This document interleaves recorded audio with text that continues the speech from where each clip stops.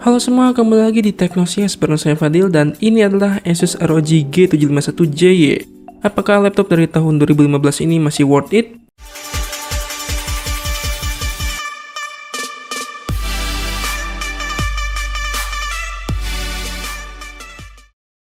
Asus ROG G751JY merupakan laptop gaming high-end dari Asus yang punya bodi sangat bongsor dan berat. Dari dimensinya aja kita udah tahu bahwa penerus laptop ini adalah ROG G703 Chimera. Dan Asus gak ngeluarin lagi laptop bongsor seperti ini untuk sekarang. Untuk desain punya pantat yang besar karena untuk menampung cooler yang cukup besar juga. Dan juga punya desain ROG generasi keempat. Untuk dimensinya ada di 416 x 318 x 20 sampai 53 mm. Dan berat di 4,8 kg. Laptop ini sangat kurang cocok untuk dibawa kemana-mana karena bila kita membawa laptop ini beserta adapternya yang segede bata, kalau ditotalin beratnya udah 5 kilo. Jadi laptop ini cocoknya dipakai di rumah aja. Untuk keyboardnya punya layout khas ROG namun dengan font yang biasa, bukan font gamer seperti yang sekarang. Dan punya backlit berwarna merah dengan 2 tingkat kecerahan. Untuk touchpadnya cukup besar dan khas ROG. Untuk displaynya berukuran 17,3 inch 1080p dengan panel IPS dan fitur G-Sync di 75 Hz. Cukup oke lah untuk layarnya. I/O portnya pun cukup banyak, tersedia 4 buah USB 3.0, HDMI 1.4, mini DisplayPort yang rangkap dengan Thunderbolt, LAN RJ45, VGA port, SD card reader, audio line in, mic in, headphone out, dan DC in. Cukup banyak dan tentu aja belum ada USB Type-C karena baru aja rilis pada waktu itu.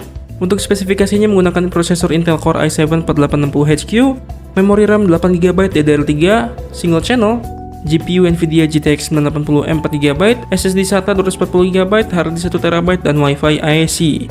Di sini cukup tua ya untuk spesifikasinya yang mana pakai Intel 4 Haswell dan RAM DDR3. Tapi GPU GTX 980M-nya punya performa yang cukup oke sebenarnya.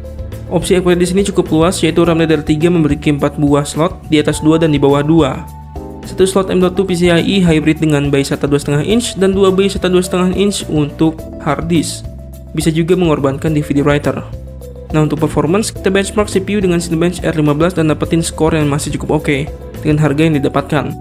Untuk Blender BMW 27 dapat waktu render yang cukup singkat juga. Untuk playback 4K, Project Vidmax Anjas Meradita butuhin rescale di 1/8 dan untuk renderingnya dapetin waktu render yang masih terbilang lumayan singkat.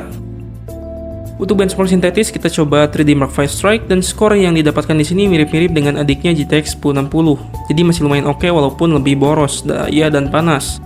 Untuk benchmark game kita coba Final Fantasy 15 dengan setting standar 1080p, dapetin skor yang cukup tinggi di sini. Genshin Impact setting ultra dengan FPS unlocker dan dapetin frame rate yang stabil di 65an. Untuk Shadow of the Tomb Raider kita dapetin performa yang oke, bisa stabil 50 FPS di setting medium. Kesimpulannya laptop ini cukup oke performanya di range harga bekas yang segini karena udah nandingin GTX 1060 bahkan ya di bawahnya sedikit lah ya, di bawah 1060 nya dikit.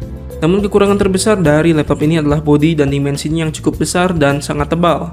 Apalagi dengan bobotnya yang mencapai 5 kg dengan adapter, sangat tidak disarankan buat kalian bawa kemana-mana karena pasti gampang encok tuh punggung kalian. Lagian laptop ini butuh backpack yang besar untuk membawanya. Backpack 17 inch biasanya pasti susah masuknya karena ada tambahan dimensi karena pantatnya yang menonjol. So, apakah laptop ini menarik buat kalian di harganya? Dan apakah kalian tidak masalah dengan dimensi laptop ini yang cukup jumbo? Komen aja. Jangan lupa like, share, dan subscribe kalau video dan channel ini menarik dan bermanfaat buat kalian. Saya Fadil sebagai host, sampai jumpa.